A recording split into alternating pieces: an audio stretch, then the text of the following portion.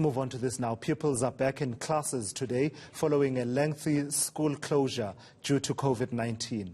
There are concerns about schools that might have been affected by recent violent unrest.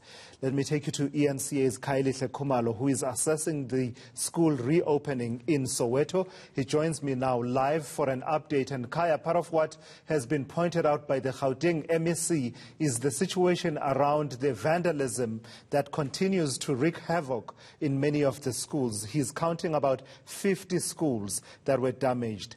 Where you are, what are you observing, and what are the members of the opposition saying about the reopening of schools? Well, that's right, Thulasizwe. It appears to be a massive issue, predating the rioting period that you've seen. But of course, by and large here in Soweto, the situation is quite normal. We've just been crisscrossing quite a number of sections of the township and really gauging the situation. So it's a very positive one, but obviously there are some challenges, especially around social distancing, especially because, the little ones are still trying to adjust, and it all is a very tough time. But also we got an opportunity to speak to the unions, the likes of SATU. They are quite optimistic about what lies ahead. But let's hear now from the opposition here in Gauteng. Joining us now is Kuma. He's with the Democratic Alliance. So, sir, thank you so much indeed for joining us. Maybe just give us a sense in terms of your observation, just in your own right as well. You have been going to a number of schools. For you, what is standing out? No, thanks for the opportunity. I think, the Democratic Alliance made a call that the parents and education stakeholders must encourage their kids to go back to school, because we want to ensure that we don't delay, these learners further, because we already wasted a lot of time in terms of curriculum delivery. And the view that the current rotational system is not really effective when it comes to learning and teaching. But we said instead of us just encouraging parents to take their kids, let's go and have a look so that we make our own observation on the ground, whether the department has met the obligations which they actually set for themselves, which are also part of the health protocol. Things like your PPEs, whether they are masks, they are sanitizers, whether there's running water, there's electricity, so that we are not just urging learners to go to a place where we know it's not comfortable or conducive for learning and teaching. So based on our observation, I visited, I think, about 5 schools today. So obviously the situation is fairly well.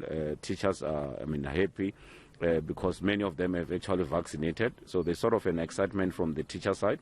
So that's why what we need now is to see more learners coming back, because it's quite difficult now to actually judge whether there are many learners back, because they're still using the rotational system. So for primary schools, which on Monday, all grade 1 and grade 7 learners are expected to go back. So that is where probably we'll have a huge challenge in terms of space. For example, some of the primary schools I visited are saying, we've got 68 learners in one classroom. How are we going to go about it? So what you need a mobile classroom and a teacher.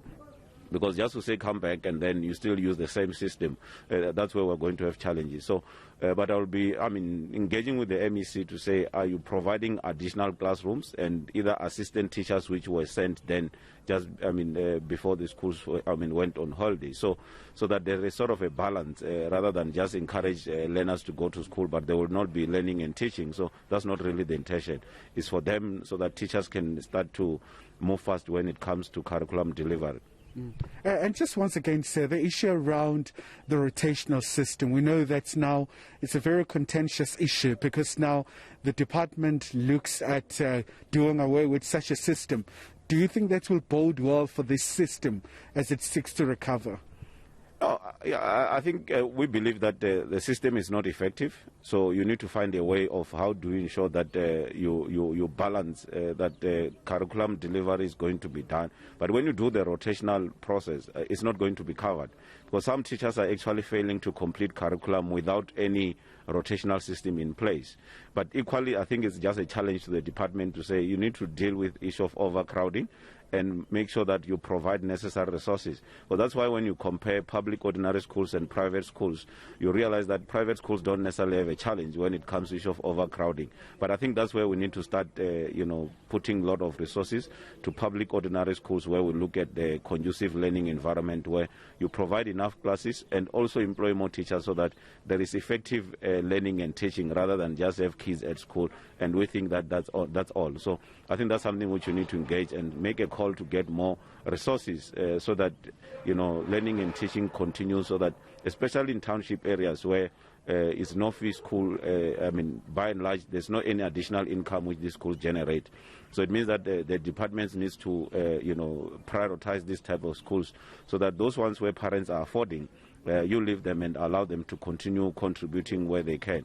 But at least we can focus and give them more resources so that there is effective learning and teaching also in township schools. Okay, so before I let you go, quickly in the interest of time, the issue around vandalism, that's another challenge facing the sector, predating the riots that you have seen. How do you deal with this quickly? Yeah, I think it's a huge challenge. I think we try to also engage with, community safety, but we think that there's lack of, safety plan when it comes to our schools. Because every holiday, there's vandalism where, resources or assets or facilities meant to benefit our own learners, our own children, they get stolen, they get vandalized.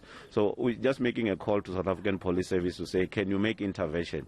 Can you assist our schools? Because you need to, deploy your intelligence so that they can be able to see, because this is sort of like it's a syndicate. You can see the pattern, you can see the format, but then if there's no law enforcement, the things continue because it's an incentive. So we're making a call, but also to community to say, can you safeguard the assets which are meant to protect or advance the interests of your children?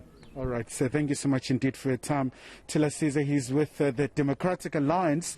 And also there's been a very interesting story that you've been getting from some schools here in Soweto where the community members were proactive during the course of the protest and the riots and looting. So they stood firm and said they will not allow their schools to be vandalized. Yeah, more of us actually need to take that stance. Enough now of the vandalism and destruction of the future of the children of this country. eNCA's Khayelihle Khumalo out in Orlando in Soweto.